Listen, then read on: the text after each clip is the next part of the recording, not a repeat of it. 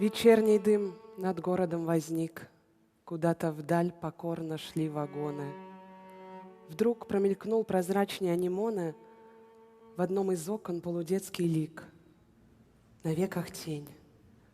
Подобием короны лежали кудри. Я сдержала крик. Мне стало ясно в этот краткий миг, что пробуждают мертвых наши стоны. С той девушкой у темного окна, видением рая в сутолке вокзальной, не раз встречалась я в долинах сна. Но почему была она печальной? Чего искал прозрачный силуэт? Быть может, ей в небе счастья нет?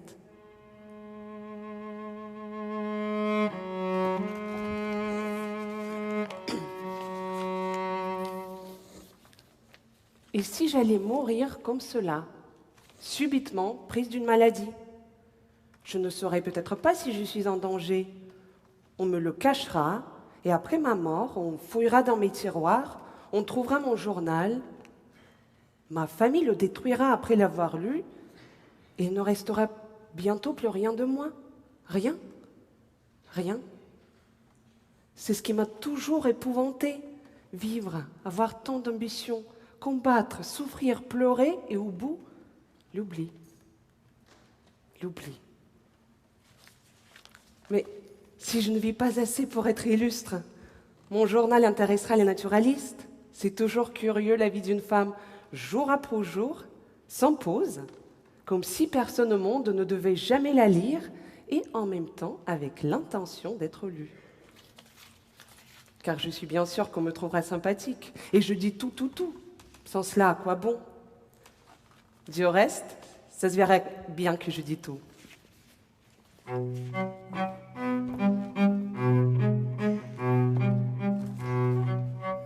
Dimanche 15 mars 1884.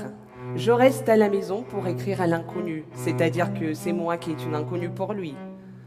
Ce n'est pas un Balzac qu'on adore complètement, c'est parmi les jeunes celui qui m'a plu. Je me suis réveillée un beau matin avec le désir de faire apprécier par un connaisseur les jolies choses que je sais dire.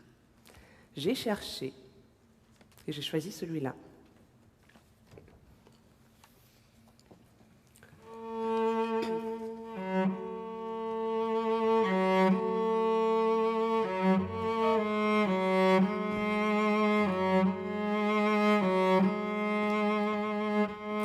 Je vous lis avec presque bonheur. Vous adorez les vérités de la nature et vous y trouvez une poésie vraiment grande tout en nous remuant par des détails de sentiments si profondément humains que nous nous y reconnaissons et vous aimons d'un amour égoïste. C'est une phrase. Soyez indulgents, le fond est sincère. Il est évident que je voudrais vous dire des choses exquises et frappantes, mais c'est bien difficile comme ça tout de suite. Je le regrette d'autant plus que vous êtes assez remarquable pour qu'on rêve très romanesquement de devenir la confidente de votre belle âme, si toutefois votre âme est belle. Si votre âme n'est pas belle et que vous ne donnez pas dans ces choses-là, je le regrette pour vous d'abord, ensuite, je vous qualifie de fabricant de littérature et passe. Voilà un an que je suis sur le point de vous écrire, mais plusieurs fois j'ai cru que je vous exagérais et que ça ne valait pas la peine. Lorsque tout à coup, il y a 2 jours, je lis dans le Gaulois que quelqu'un vous a honoré d'une épître gracieuse et que vous demandez l'adresse de cette bonne personne pour lui répondre. Je suis devenue tout de suite très jalouse. Vos mérites littéraires m'ont de nouveau ébloui et me voici. Maintenant, écoutez-moi bien. Je resterai toujours inconnue et je ne veux même pas vous voir de loin. Votre tête pourrait me déplaire, qui sait?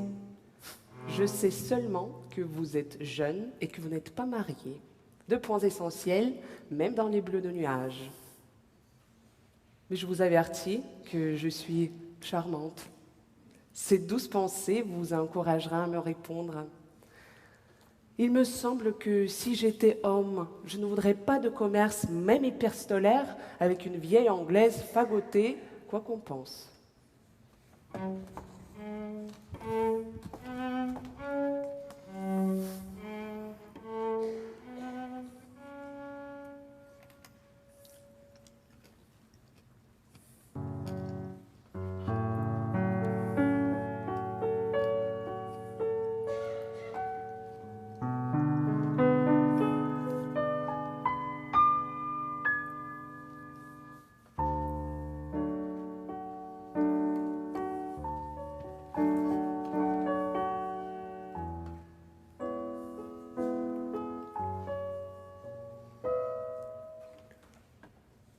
Pardon, pardon, j'ai oublié de me présenter.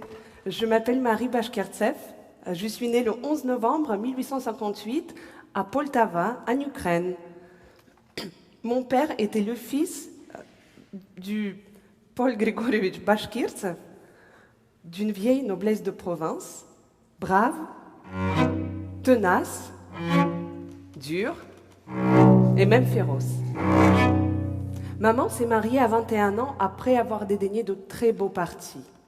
Maman, c'est une demoiselle Babagne. Du côté des Babagnes, nous sommes d'une vieille noblesse de province. Selon l'usage des familles nobles habitant la campagne, j'ai deux institutrices, une russe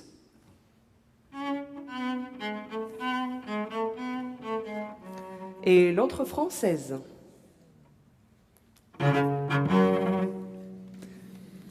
Depuis que je pense, depuis l'âge de 3 ans, j'ai eu des aspirations vers je ne sais quelle grandeur. Mes poupées étaient toujours des reines et des rois. Tout ce qu'on disait autour de maman semblait toujours se rapporter à ces grandeurs qui devaient infailliblement venir.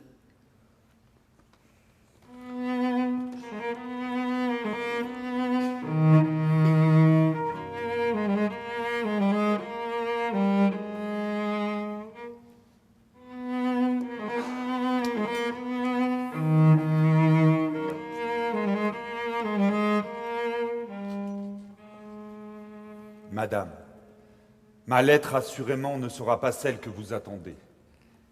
Je veux d'abord vous remercier de votre bonne grâce à mon égard et de vos compliments aimables, puis nous allons causer en gens raisonnables.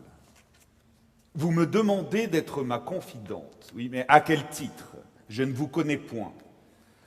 Et pourquoi dirais-je à vous, une inconnue dont l'esprit, les tendances et le reste ne peuvent point convenir à mon tempérament intellectuel, ce que je peux dire de vive voix, dans l'intimité, aux femmes qui sont mes amies?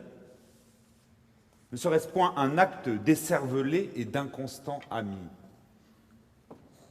Qu'est-ce que le mystère peut ajouter au charme des relations par lettres? Toute la douceur des affections entre hommes et femmes, j'entends des affections chastes, ne vient-elle pas surtout du plaisir de se voir et de causer en se regardant, et de retrouver en pensée, quand on écrit à l'ami, les traits de son visage flottant entre vos yeux et ce papier?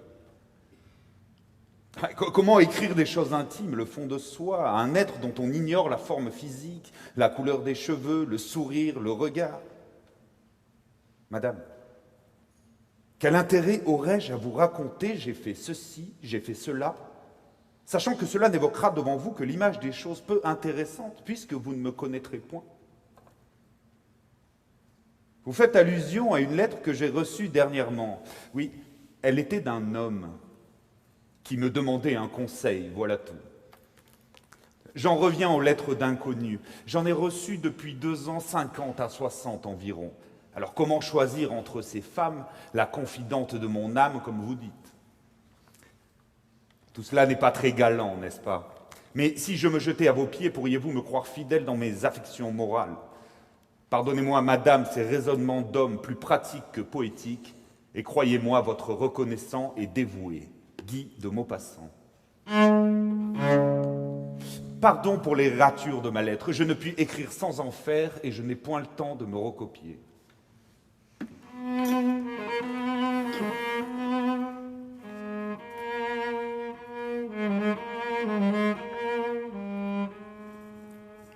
Je commence mon journal en 1873.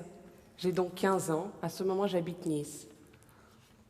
J'apprends le chant, le dessin, les langues étrangères, le piano et la harpe, et je rêve d'être une grande cantatrice. «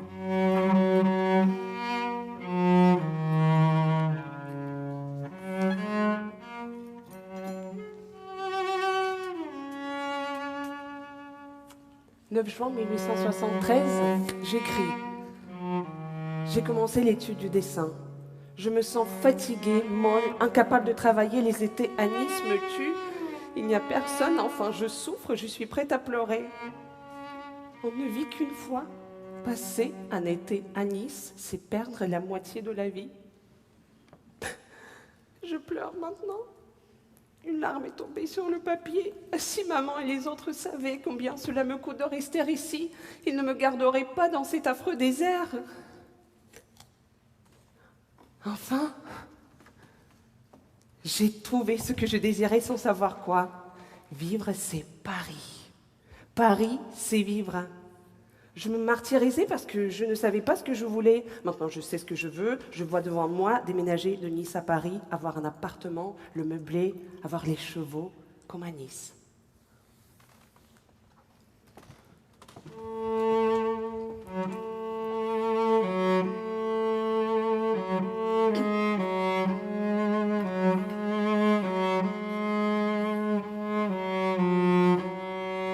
Votre lettre, monsieur, ne me surprend pas, et je ne m'attendais pas tout à fait à tout ce que vous semblez croire.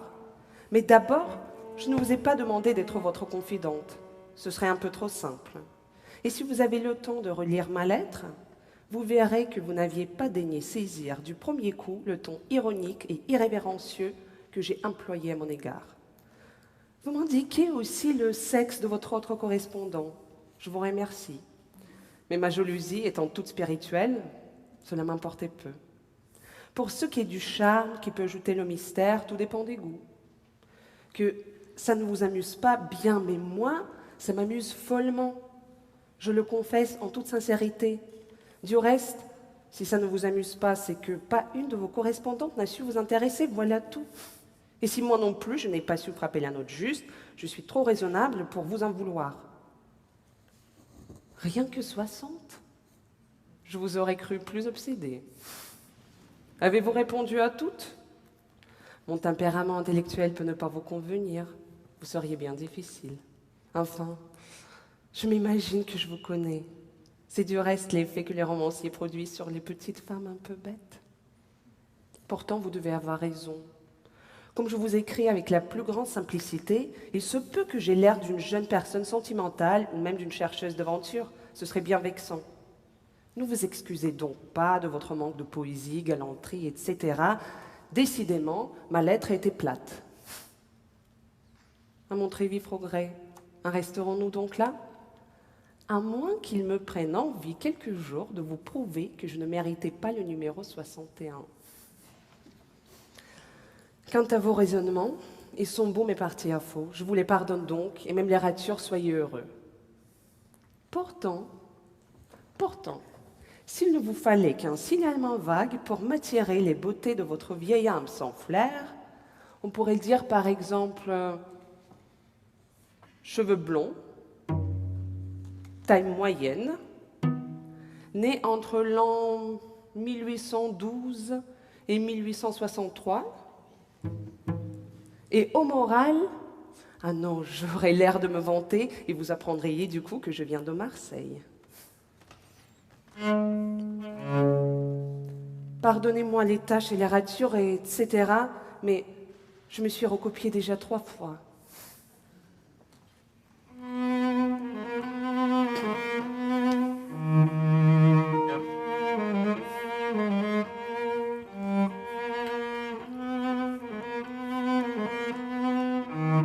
Oui, madame. Une seconde lettre. Oui, cela m'étonne. J'éprouve peut-être le désir vague de vous dire des impertinences. Oui, cela m'est permis puisque je ne vous connais point. Eh bien non, je vous écris parce que je m'ennuie abominablement. Et comme je suis un niais, et vous me connaissez plus ou moins, vous savez ce que vous faites et à qui vous vous adressez, on vous a dit ceci ou cela sur moi, du bien ou du mal, peu importe. Vous avez lu des articles de journaux sur mon compte, portrait physique, portrait moral. Enfin, vous vous amusez, très sûr de ce que vous faites. Mais moi, vous pouvez être, il est vrai, une jeune femme charmante dont je serai heureux un jour de baiser les mains. Mais vous pouvez être aussi une vieille concierge. Vous pouvez être une demoiselle de compagnie lettrée, mûre, sèche, comme un balai. Au fait, êtes-vous maigre ? Oui, pas trop, n'est-ce pas ? Parce que je serais désolé d'avoir une correspondante maigre. Je me méfie de tout avec les inconnus. Voilà. Êtes-vous une mondaine ? une sentimentale ou simplement une romanesque? Ah, encore une femme qui s'ennuie et qui se distrait. Moi, voyez-vous, je ne suis nullement l'homme que vous cherchez. Je n'ai pas pour un sou de poésie, je prends tout avec indifférence et je passe les 2 tiers de mon temps à m'ennuyer profondément.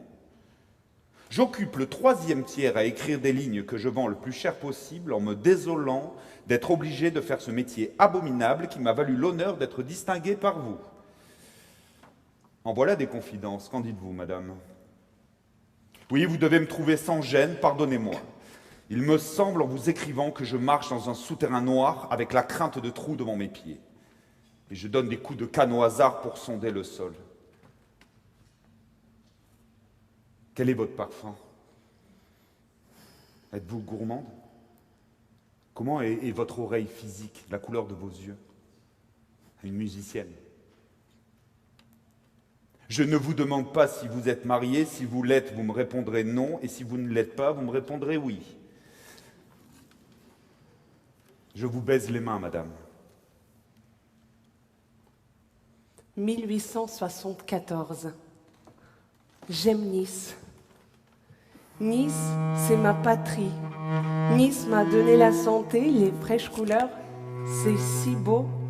On se lève avec le jour et on voit le soleil paraître là-bas, à gauche, derrière les montagnes, qui se détachent en vigueur sur le ciel bleu-argent, si vaporeux et doux qu'on étouffe de joie. À midi, il est en face de moi. Il fait chaud, mais l'air n'est pas chaud. Il y a cette incomparable brise qui rafraîchit toujours. Tout semble endormi. Il n'y a pas une âme sur la promenade, sauf 2 ou 3 Niçois assoupis sur un banc. Alors, je respire, j'admire. Le soir, c'est encore le ciel, la mer, les montagnes. Mais le soir, c'est tout noir ou gros bleu.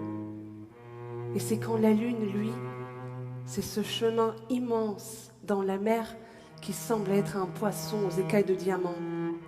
Et quand je suis à ma fenêtre, tranquille, seule, avec une glace de vent et 2 bougies, je ne demande rien.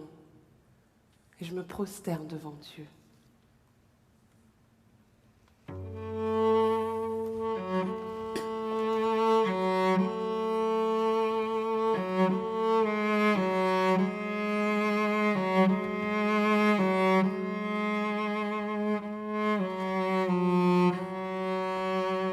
Vous vous ennuyez abominablement.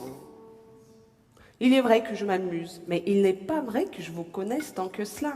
Je vous jure que j'ignore votre couleur et vos dimensions, et que, comme en privé, je ne vous entrevois que dans les lignes dont vous me gratifiez, et encore à travers pas mal de malice et de pause. Vous me prenez pour une bourgeoise qui vous prend pour un poète, et vous cherchez à m'éclairer.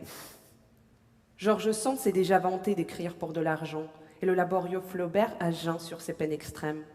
Balzac ne s'est jamais plaint de cela. Et il était toujours enthousiaste de ce qu'il allait faire. Quant au Montesquieu, son goût pour l'étude fut si vif que s'il fut la source de sa gloire, il fut aussi celle de son bonheur. Pour ce qui est de vendre cher, c'est très bien, car il n'y a jamais eu de gloire vraiment éclatante sans or. Alors comme ça, vous vous ennuyez et vous prenez tout avec indifférence et vous n'avez pas pour un sou de poésie. Si vous croyez me faire peur, je vous vois d'ici. Vous devez avoir un assez gros ventre, un gilet trop court, un étoffe indécise et le dernier bouton défait. Eh bien, vous m'intéressez quand même. Je ne comprends pas seulement comment vous pouvez vous ennuyer. Moi, je suis quelquefois triste, découragée, enragée, mais m'ennuyer, jamais. Vous n'êtes pas l'homme que je cherche. Malheur, la voilà la concierge.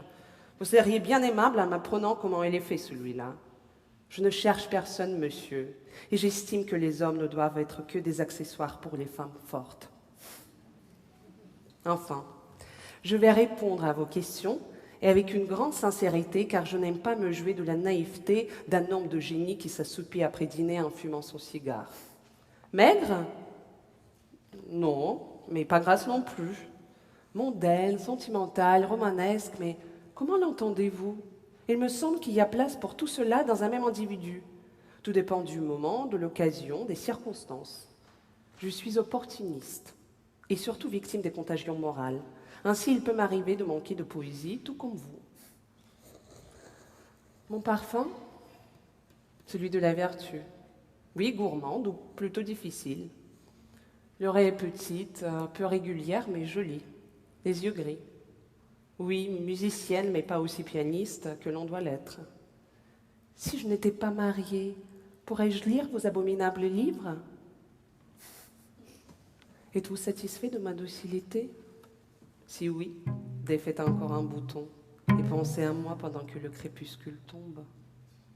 Sinon, tant pis, je trouve qu'un voilà assez, un échange de vos fausses confidences.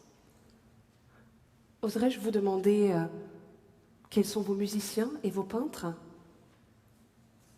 Et si j'étais homme?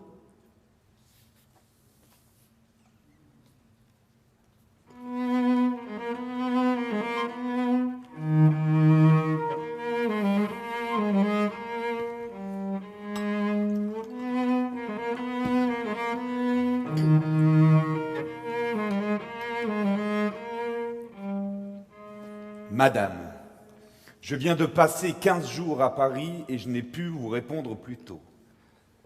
Et puis, savez-vous, madame, vous m'avez rudement effrayé. Oui, vous me citez coup sur coup, sans me prévenir, George Sand, Flaubert, Balzac, Montesquieu. Oh, maintenant je vous connais, beau masque. Vous êtes un professeur de 6e au lycée Louis-le-Grand. Ah. Oui, je vous l'avouerai, je m'en doutais un peu, votre papier ayant une vague odeur de tabac. Donc, je vais cesser d'être galant, l'étais-je, et je vais vous traiter en universitaire, c'est-à-dire en ennemi.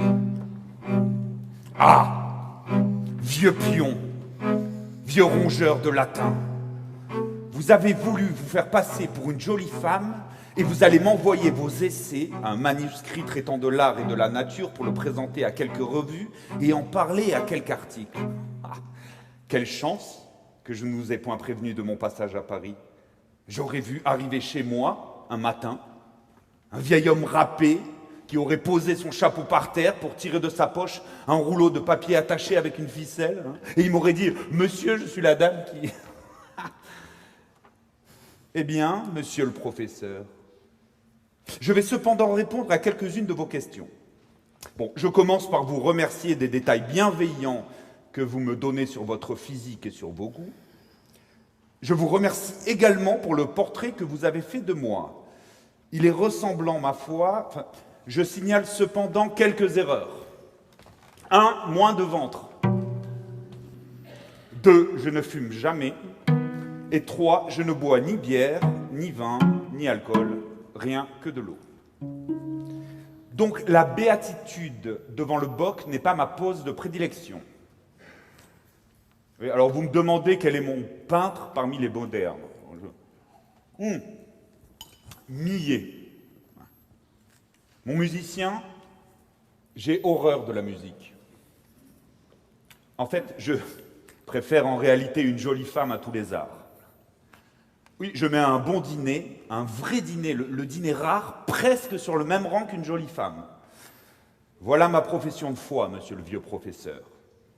J'estime que lorsqu'on a une bonne passion, une passion capitale, il faut lui laisser toute la place, lui sacrifier toutes les autres, et c'est ce que j'ai fait. J'avais 2 passions, il fallait en sacrifier une. J'ai un peu sacrifié la gourmandise, et je suis devenu sobre comme un chameau. Ah, vous voulez encore un détail ? J'ai la passion des exercices violents. Oui, j'ai soutenu de gros paris comme rameur, comme nageur et comme marcheur. Maintenant que je vous ai fait toutes ces confidences, monsieur le pion, parlez-moi de vous, de votre femme, puisque vous êtes marié, et de vos enfants. Ah, avez-vous une fille ? Si oui, pensez à moi, je vous prie. Je rentre à Paris dans quelques jours, 83 rue du Long.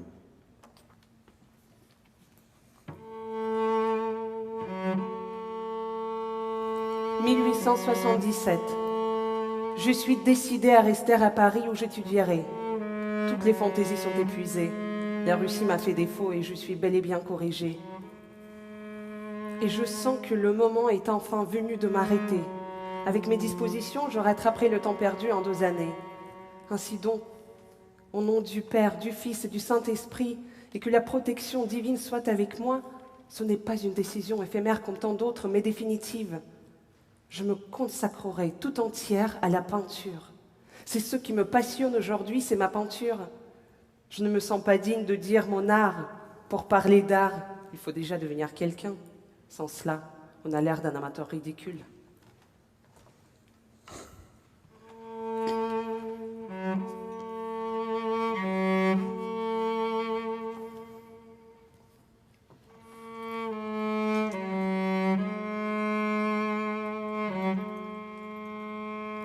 Assez de mystification comme cela.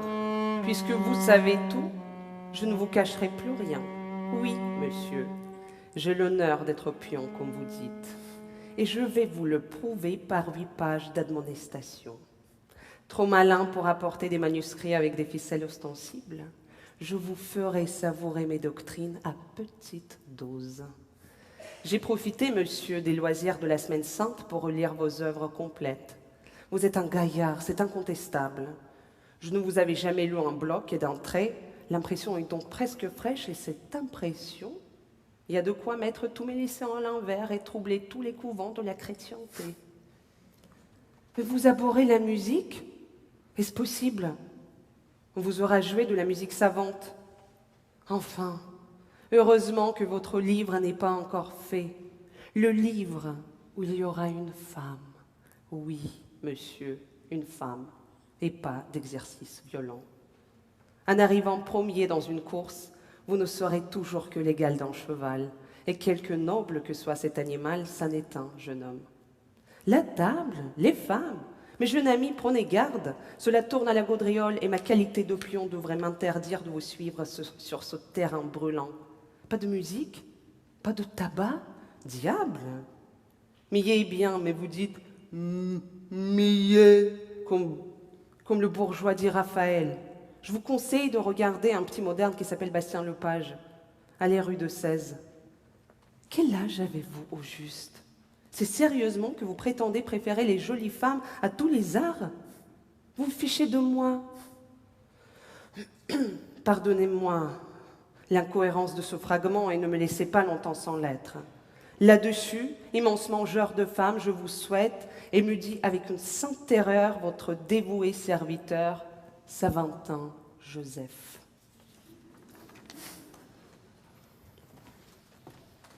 Je voudrais être un homme.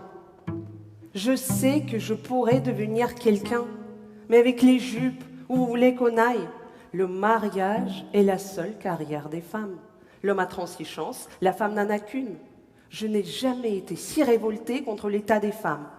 Je ne suis pas assez folle pour réclamer cette stupide égalité qui est une utopie, mais on voyait à l'école des beaux-arts, c'est à faire crier.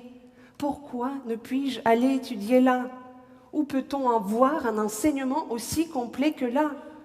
La question de la femme est une des plus odieuses. Et quand on pense que tout a progressé, sauf cela, on est vraiment stupéfait.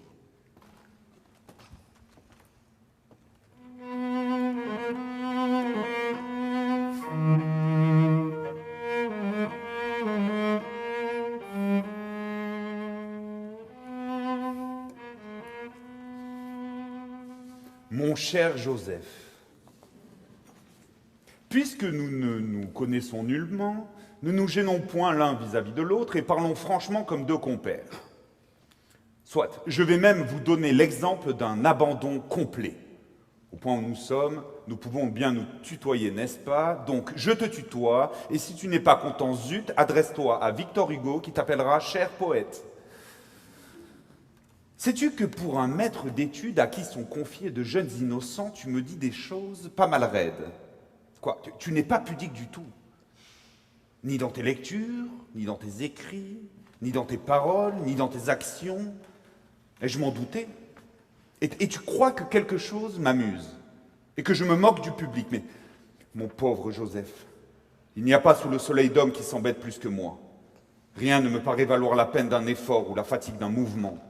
Je m'embête sans relâche, sans repos et sans espoir, parce que je ne désire rien. Je n'attends rien. Quant à pleurer des choses que je ne peux pas changer, n'en attends pas que je sois gâteux. Aussi, puisque nous sommes francs l'un vis-à-vis de l'autre, je te préviens que voici ma dernière lettre, parce que je commence à en avoir assez. Pourquoi est-ce que je continuerai à t'écrire? Cela ne m'amuse pas, cela ne peut rien me procurer d'agréable dans l'avenir. Alors, je n'ai pas envie de te connaître. Je suis sûr que tu es laid. Et puis je trouve que je t'ai envoyé assez d'autographes comme ça. Oui, sais-tu que ça vaut de 10 à 20 sous pièce, suivant le contenu? Oh, tu en aurais au moins 2 à 20 sous, Vénard. Et puis je crois bien que je vais encore quitter Paris. Je m'y ennuie décidément plus encore qu'ailleurs. Je vais aller à Étretat pour changer, en profitant du moment où je vais m'y trouver seul. J'aime immodérément être seul. De cette façon, au moins, je m'embête sans parler. Tu me demandes mon âge au juste. Étant né le 5 août 1850, je n'ai pas encore 34 ans. Es-tu content? Vas-tu pas me demander ma photographie maintenant? Je te préviens que je ne te l'enverrai pas. Oui, j'aime les jolies femmes, mais il y a des jours où j'en suis rudement dégoûté. Adieu, mon vieux Joseph. Notre connaissance aura été bien incomplète, bien courte. Que veux-tu? Il vaut peut-être mieux que nous ignorons nos binettes. Donne-moi ta main, que je la serre cordialement en t'envoyant un dernier souvenir. Tu peux maintenant donner des renseignements sérieux sur moi à ceux qui t'en demanderont. Grâce au mystère, je me suis livré. Adieu, Joseph.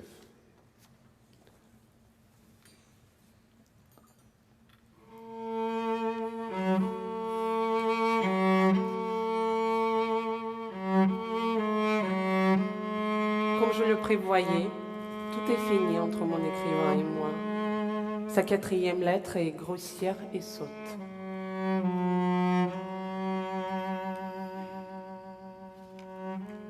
Votre lettre sent trop bon.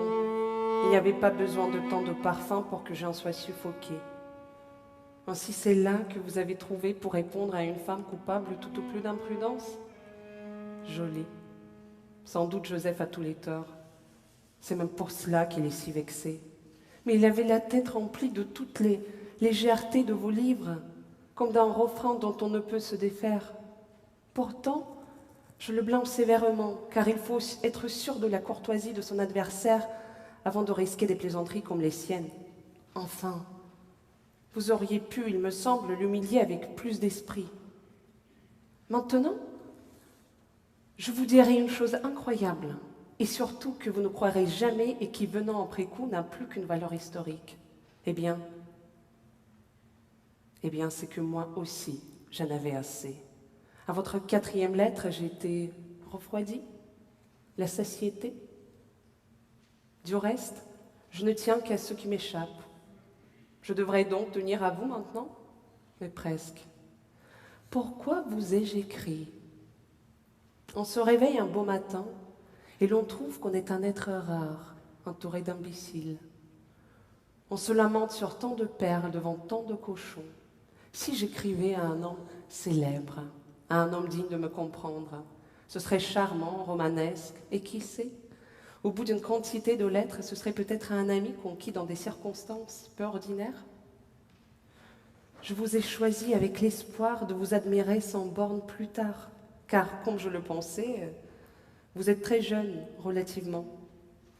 Je vous ai donc écrit en me montant la tête à froid, et j'ai fini par vous dire des inconvenances, et même des choses désobligeantes en admettant que vous ayez daigné vous en apercevoir. Au point où nous en sommes, comme vous dites, je puis bien avouer que votre infâme lettre m'a fait passer une très mauvaise journée. Je suis froissée comme si l'offense était réelle. C'est absurde. Adieu avec plaisir. Si vous les avez encore, envoyez-moi mes autographes. Quant aux vôtres, je les ai déjà vendus en Amérique, à un prix fou.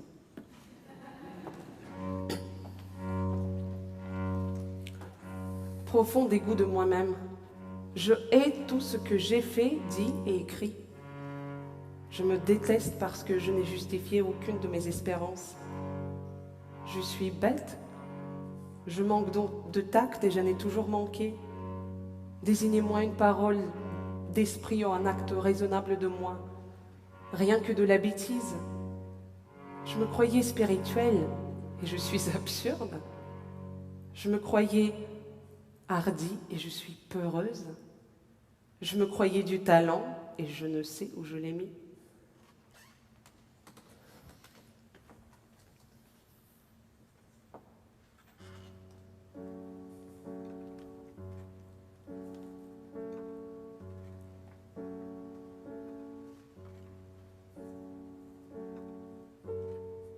Madame,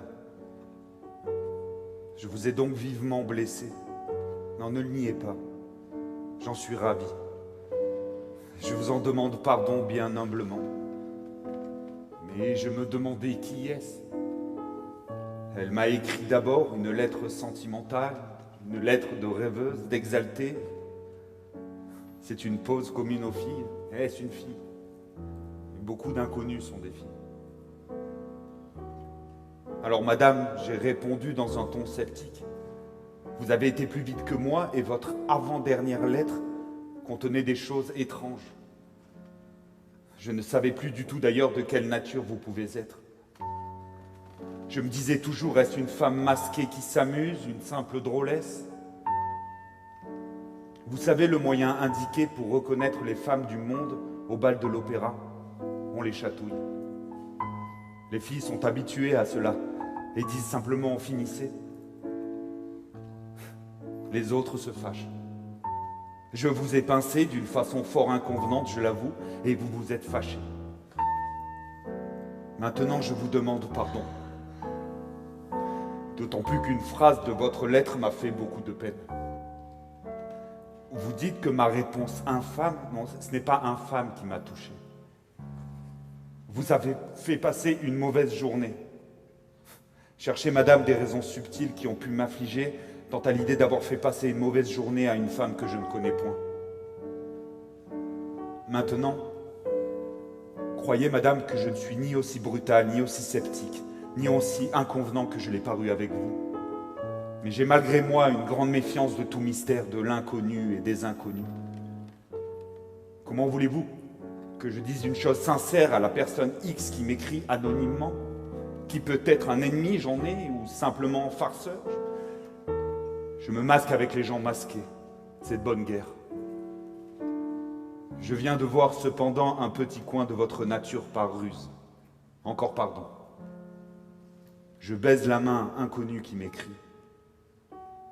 Vos lettres, madame, sont à votre disposition. Mais je ne les remettrai qu'en vos mains. Je ferai pour cela le voyage de Paris.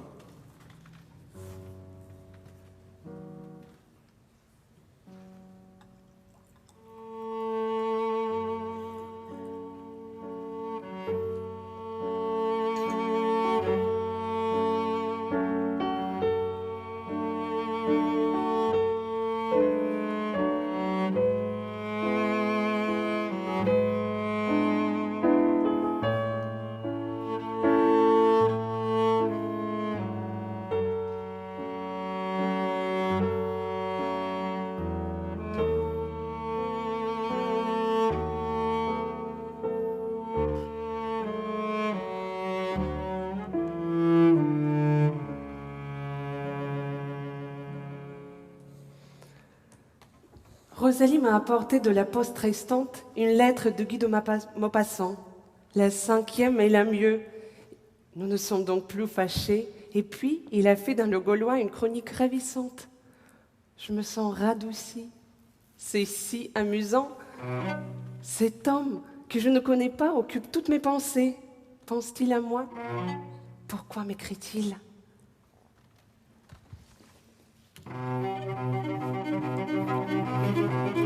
En vous écrivant encore, je me ruine à jamais dans votre esprit. Mais ça m'est bien égal. Et puis, c'est pour me venger. J'avais positivement peur d'envoyer à la poste, m'imaginant des choses fantastiques. Cet homme devait clore la correspondance par... Je ménage votre modestie. Et en ouvrant l'enveloppe, je m'attendais à tout pour ne pas être saisie. Je l'ai tout de même été, mais agréablement. Devant les doux accents d'un noble repentir, me faut-il donc, Seigneur, cesser de vous haïr? Alors parce que je me suis fâchée? Ce n'est peut-être pas une preuve concluante, cher monsieur. Enfin, adieu. Je veux pardonner si vous y tenez parce que je suis malade et, comme cela ne m'arrive jamais, je suis tout attendrie sur moi, sur tout le monde. Sur vous qui avez trouvé moyen de m'être si profondément désagréable. Comment vous prouvez que je ne suis ni un farceur, ni un ennemi? Et à quoi bon? Impossible non plus de vous jurer que nous sommes faits pour nous comprendre. Vous ne me valez pas. Je le regrette. Rien ne me serait plus agréable de vous reconnaître toutes les supériorités, à vous ou à un autre. Pourtant, une petite niaiserie très délicate de votre lettre m'a fait rêver. Vous avez été affligé de m'avoir fait de la peine. C'est bête ou charmant, plutôt charmant. Vous pouvez vous moquer de moi, je m'en moque. Oui, vous avez eu là une pointe de romantisme à la Stendhal tout bonnement. Mais soyez tranquille, vous n'en mourrez pas encore cette fois. Bonsoir.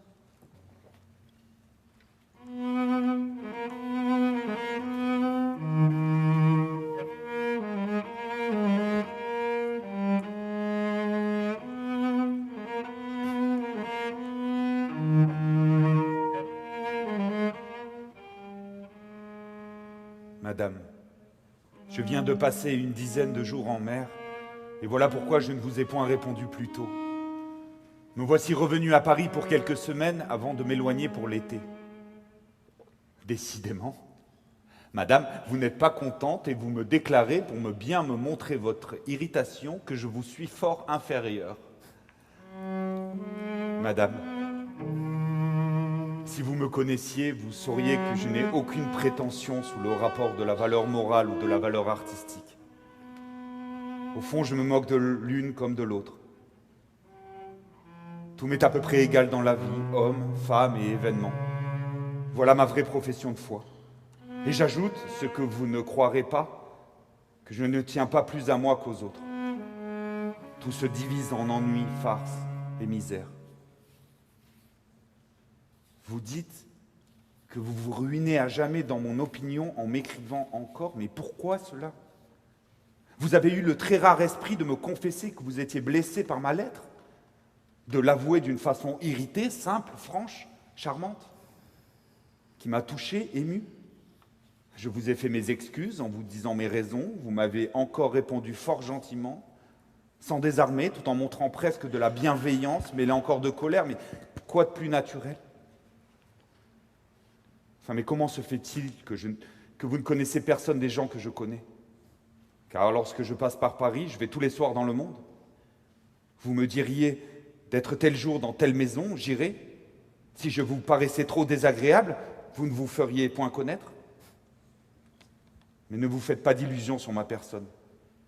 Je ne suis ni beau, ni élégant, ni singulier. Cela d'ailleurs doit vous être bien égal.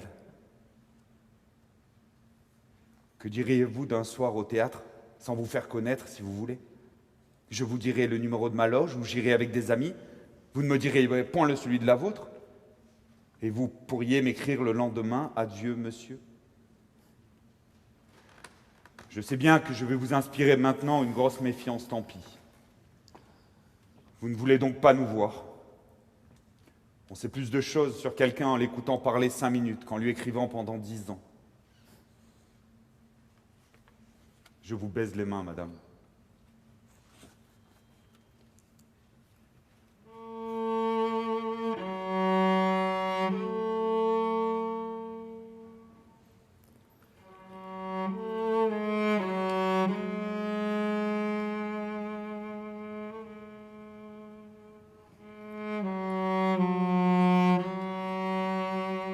Je comprends vos défiances.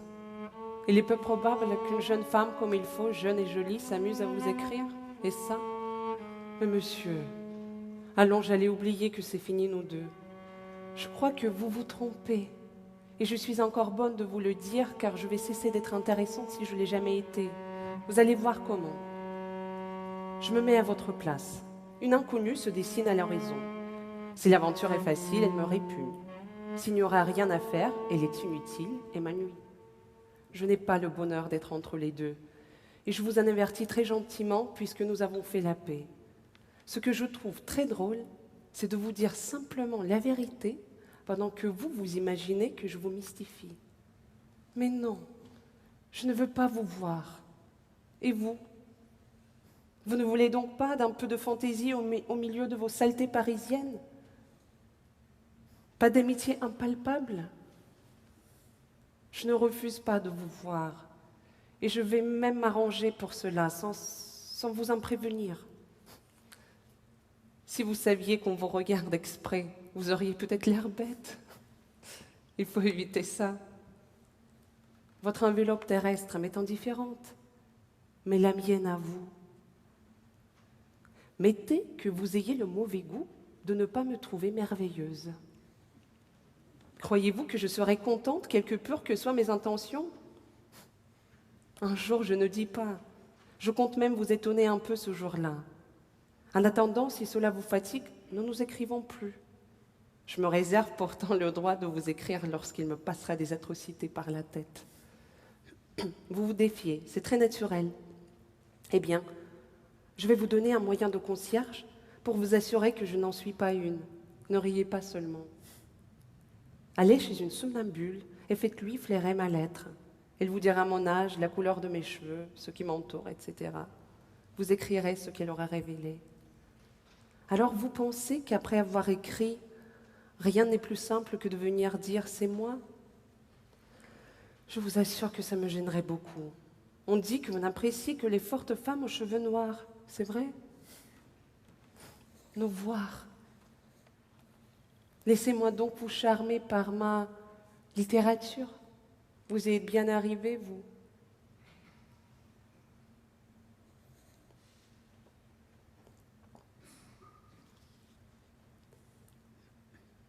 Je tousse tellement que ça doit tout me détériorer là-dedans. Et avec ça, je maigris, ou plutôt... oui, je maigris. À regarder mes bras, par exemple. Quand j'allonge mon bras, il prend un caractère atteint au lieu de l'insolence d'autrefois. C'est même joli, je ne me plains pas encore. À présent, c'est la période intéressante. On devient mince sans maigreur, mais si je continue comme ça, dans un an, je finirai squelette.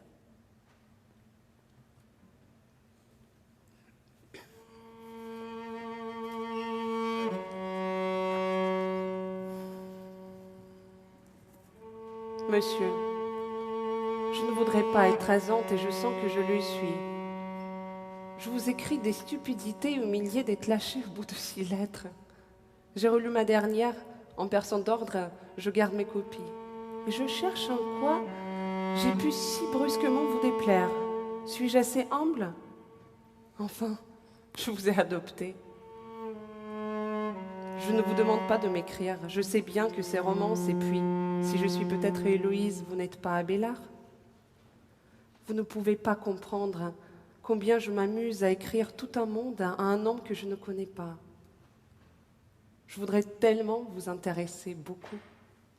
Je vous ennuie? Eh? Personne ne le saura. Vous m'avez insulté, personne ne l'a su. C'est un petit coin de monde à part. Savez-vous ce que j'ai fait? Confuse devant ma femme de chambre, qui est revenue plusieurs fois bredouille de la poste, je me suis adressé une lettre pour pouvoir l'envoyer encore voir. Il y en aurait eu 2. Voilà tout. Ça, c'est enfant.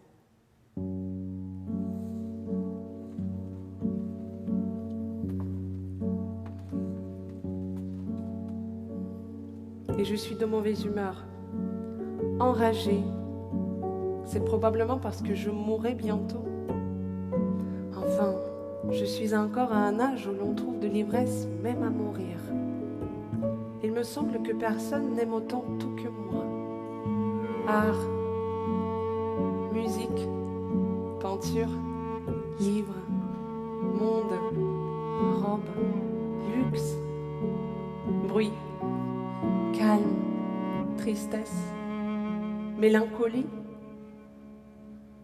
blague, amour, les états atmosphériques, les plaines calmes de la Russie et les froids, le soleil,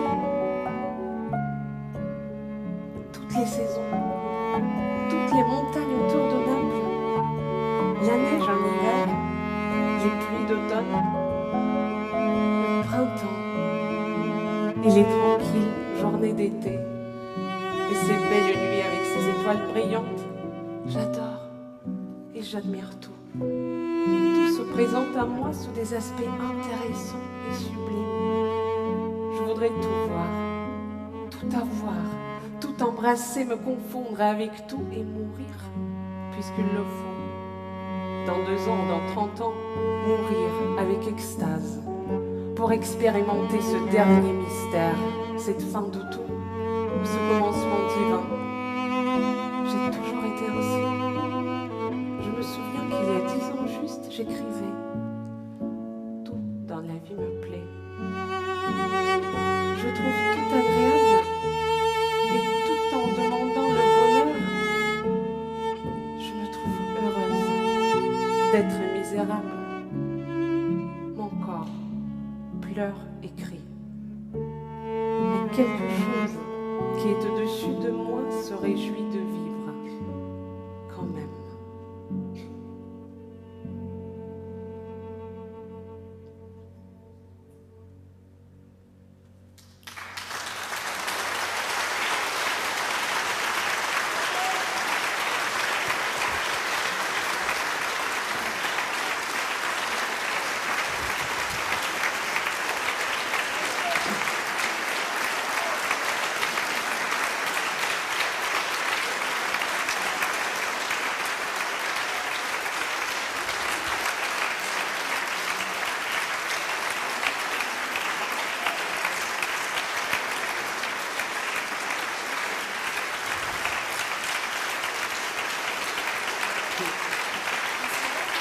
Je sais pas.